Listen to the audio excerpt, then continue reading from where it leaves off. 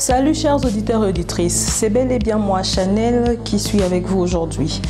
Durant ce mois, nous parlons de villes et établissements ouverts à tous. Et précisément pour ce nouveau numéro de Génie Africa, nous allons parler des dangers que court une femme pendant son déplacement la nuit et des dangers qu'elle court aussi en utilisant les toilettes publiques. Notre objectif dans cette émission est de savoir les causes qui empêchent les femmes à bien circuler la nuit et faire voir que les toilettes publiques sont un danger pour les femmes parce qu'elles sont très mal entretenues. Génie Africa.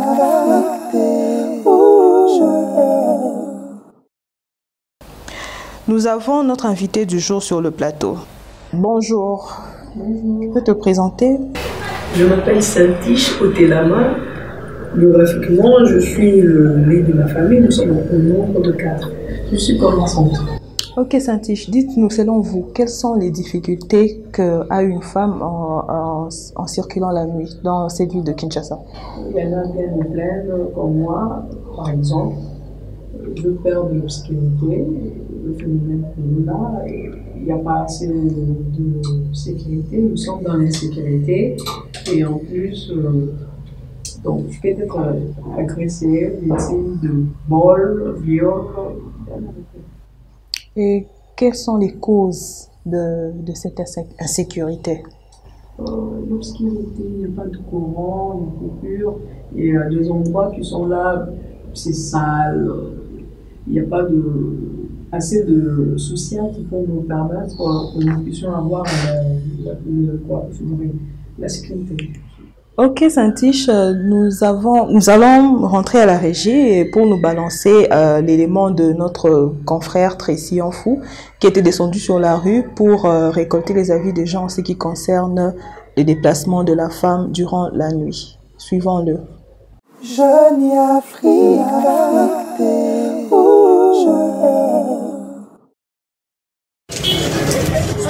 Bonjour mademoiselle. Bonjour.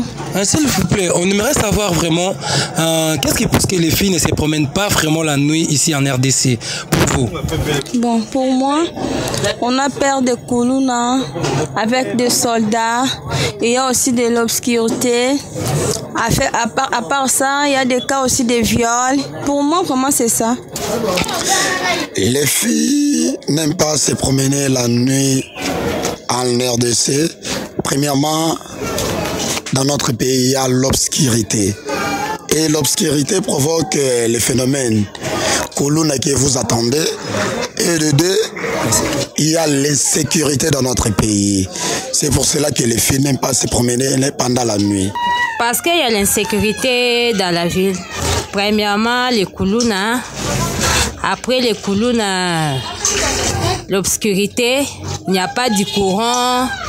C'est pour cela. Merci madame. Ok, merci.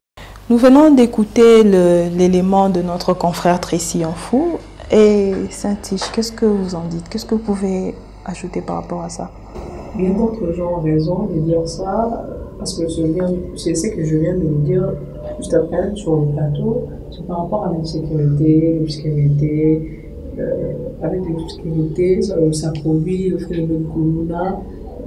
Il n'y a pas assez d'éclairage public, il n'y a pas assez de social qui nous permet d'avoir la sécurité, être sécurisé. C'est ce que je dirais. Donc. Ok, merci Santish. Maintenant, nous allons parler des toilettes publiques. Selon vous, quels sont les dangers pour une femme d'utiliser les toilettes publiques ici à Kinshasa? Les toilettes publiques qui sont mal propres, je dirais, oui. Il y en a, nous sommes exposés par plusieurs maladies, je dirais pas, peut-être telles que les infections, il n'y a pas des entretiens, c'est ça, donc on est exposés. Par rapport à ça, notre ami Don de Dieu a réalisé une enquête en ce qui concerne les toilettes publiques. Écoutons-le. Génie Africa.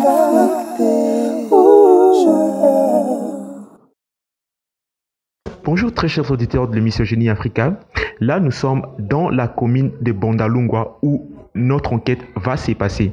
L'objectif, c'est de relever les états des installations sanitaires et proposer quelques pistes de solutions. Savoir ce que les femmes pensent sur leurs toilettes publiques mises à leur disposition. On va essayer de parler avec eux, savoir ce qu'ils pensent de leurs toilettes, de leurs toilettes publiques mises à leur disposition. Bonjour madame. Oui, bonjour monsieur journaliste. Ok.